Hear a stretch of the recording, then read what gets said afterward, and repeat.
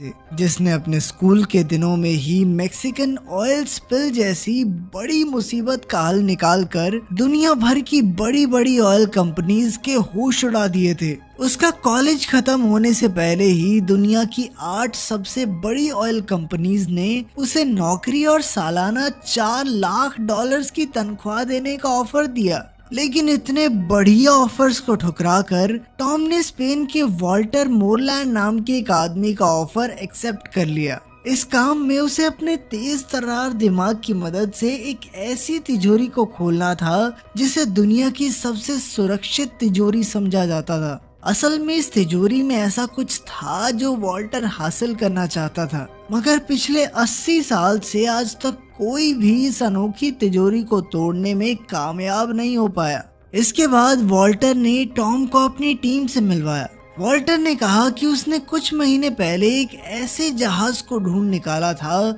जो कई साल पहले समुद्र में डूब गया था। उसमें से एक डब्बा निकला जिसमें बेशुमार खजाने का पता छुपा था, मगर जल्द ही स्पेनिश सरकार को इस बारे में पता चल गया और उन्होंने वॉल्टर की ढूंढी हुई सारी चीजों को जब्त करके एक स्पेनिश बैंक की तिजोरी में बंद कर दिया। खैर फिर टॉम वॉल्टर की बेटी लोरेन से मिला जो अपने मिशन के लिए कोई भी भेज बदलने में माहिर थी। उसके अलावा उनकी टीम में क्लाउस था जो कि एक जबरदस्त हैकर था। जेम्स वॉल्टर का खास आदमी था जो पहले एक फौजी हुआ करता था और अब वो एक जबरदस्त फाइटर था। साइमन उनकी टीम के लिए हर जरूरत का सामान लाता था। जब तक उसे पैसे मिले वो वॉल्टर को दुनिया की कोई भी चीज लाकर दे सकता था। खैर आज टॉम का पहला दिन था और टीम को बैंक का सिस्टम हैक करने में मुश्किल हो रही थी। उन्हें एक कोड भरने की जरूरत थी, मगर उन्हें कोई आइडिया नहीं था कि आखिर ये कोड क्या हो सकता है।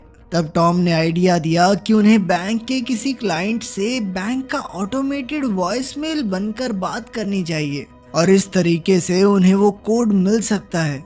आखिरकार टॉम की तरकीब काम कर गई और उन्हें आसानी से कोड मिल गया। सबने टॉम को शाबाशी दी और टॉम अपने नए घर में पहुंचा। फिर अगले दिन से टॉम बाकी की टीम के साथ बैंक ऑफ स्पेन के नक्शे को समझने लगा। वॉल्टर के मुताबिक ये बिल्डिंग दुनिया की सबसे सुरक्षित बिल्डिंग है क्योंकि यहाँ हजारों की तादाद में सेंसर्स और कैमरास लगे हैं और वहाँ के गार्ड भी सिक्योरिटी में कोई कमी नहीं छोड़ते। उनकी सबसे बड़ी मुश्किल तो स्पेनिश आर्मी का हेडक्वार्टर था जो कि बैंक के ठीक सामने बना हुआ था। जब भी बैंक के सिक्योरिटी अलार्म्स बजेंगे तो हेडक्वार्टर्स से 500 फौजी एक साथ बैंक में घुस आएंगे।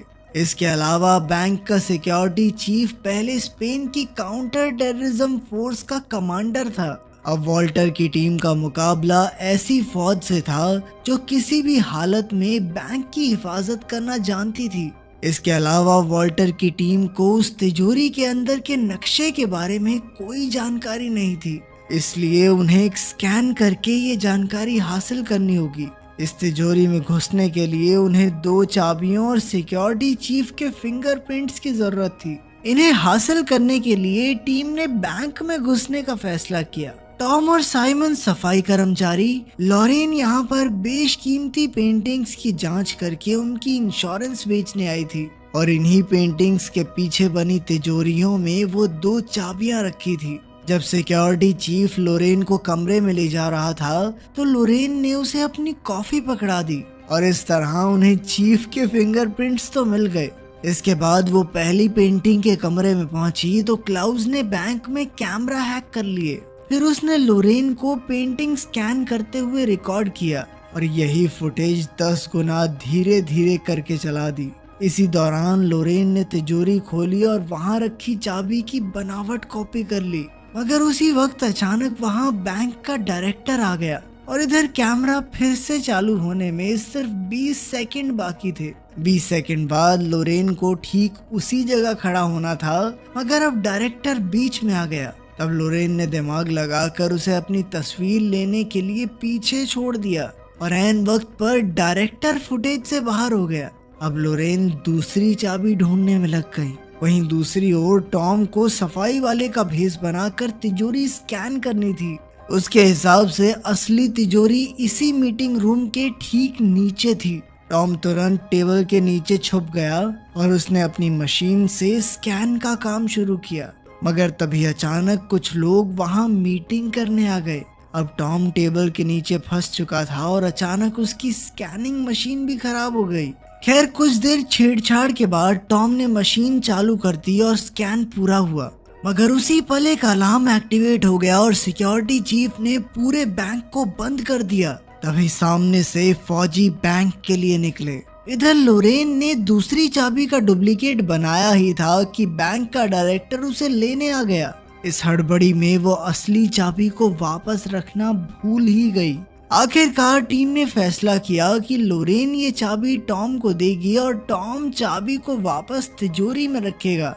चाबी लेकर टॉम तीसरे माले पर गया और उसने चाबी रखकर तिजोरी बंद कर दी। तभी अचानक उसे पता चला कि एक गार्ड उस कमरे में आ रही है। फिर टॉम दिमाग लगाकर जानबूझकर पकड़ा गया और उसने नाटक किया कि ईयरफोन्स के कारण उसे सिक्योरिटी अलार्म सुनाई नहीं दिए। ये सुनकर गार्ड ने उसे जाने दिया और आखिरकार उनका मिशन पूरा हुआ।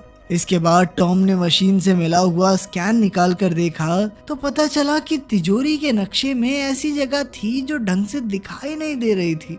तब उसे एहसास हुआ कि यहाँ पानी भरा हुआ है। असल में तिजोरी एक तराजू पर बनी हुई थी और जैसे ही तिजोरी खुलने पर उसका वजन बदलेगा तो तिजोरी अपने आप बंद हो जाएगी और साथ ही उसमें ढेर सारा पानी भर जाएगा।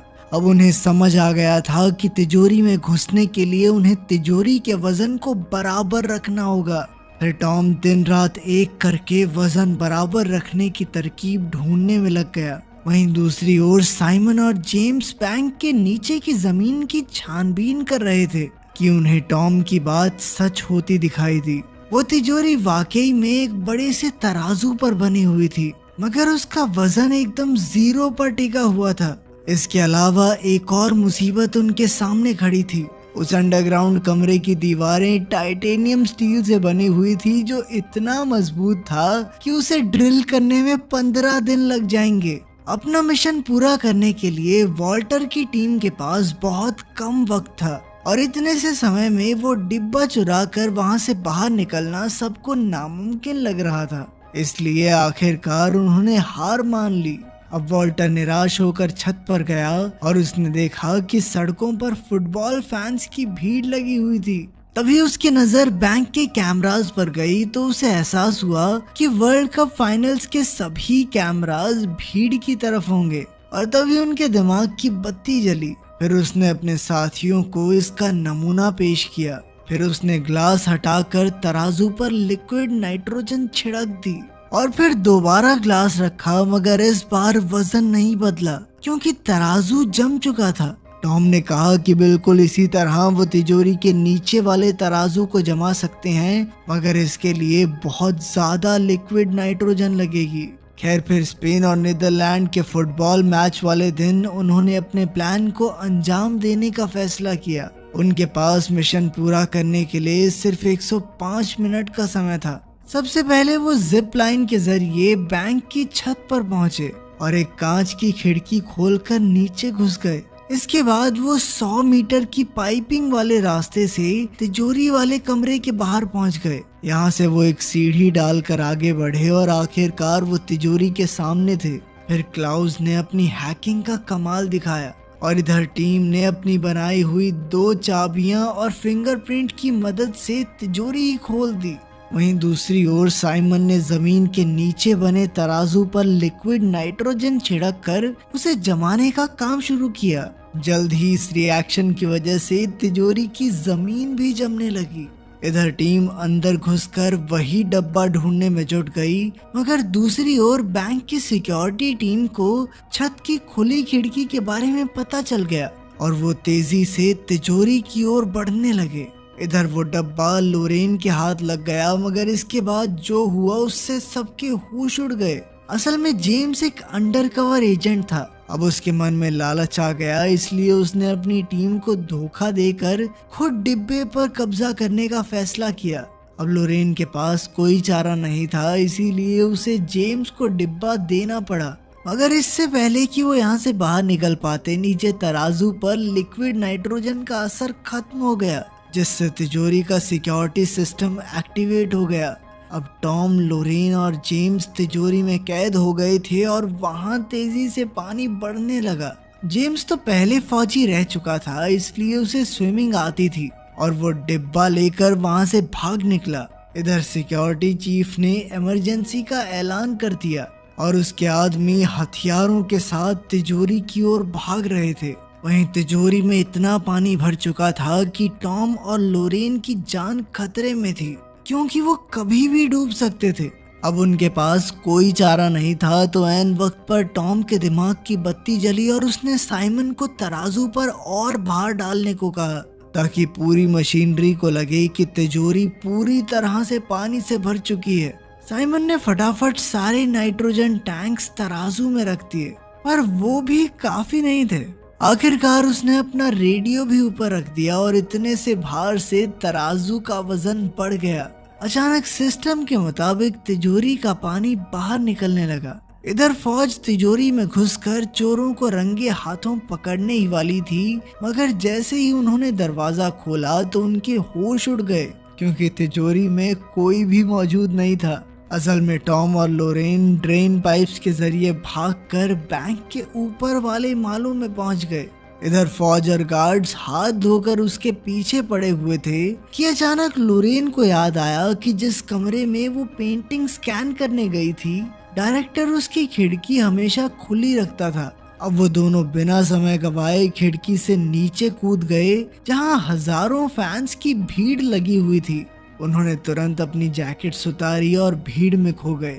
इधर उनका पीछा करते हुए फौजी भी काफी करीब आ गए और अब वो पकड़े जाने वाले थे।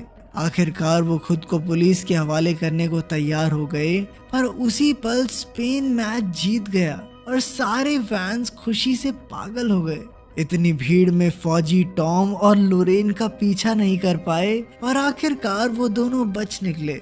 फिर कुछ दिन बाद जेम्स ने वो चुराया हुआ डिब्बा अपने बॉस को दिया और जब उन्होंने खजाने का पता निकाला तो उसमें आईफिल टावर की लोकेशन थी। तब उन्हें याद हुआ कि ये सिक्योरिटी लोकेशन नहीं है और वॉल्टर की टीम ने उन्हें चकमा दे दिया था। आखिर में खुलासा होता है कि टॉम और लोरेन ने असली डिब्बा नकली डिब्बे से बदल दिया, जिस वजह से जेम्स ने नकली डिब्बा चुरा लिया। अब वॉल्टर की टीम एक रिजॉर्ट में मजे ले रही थी कि उन्होंने डब्बे से असली खजाने की लोकेशन ढूंढी। तब उन्हें पता चला कि ये खजाना बैंक ऑफ इंग्लैंड में छुपा हुआ है। इसके बाद उनकी टीम एक और नए